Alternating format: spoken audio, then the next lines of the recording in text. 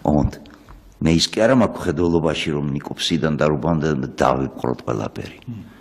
ჩვენ უნდა დავიბრუნოთ ის ფუნქცია ზუსტად ნიკოფსით და რუბანდამდე რომ არც ჩრდილოეთიდან ვინც არ უნდა იყოს არც სამხრეთიდან ვინც არ უნდა იყოს ხო აბა დასავლეთში და აღმოსავლეთში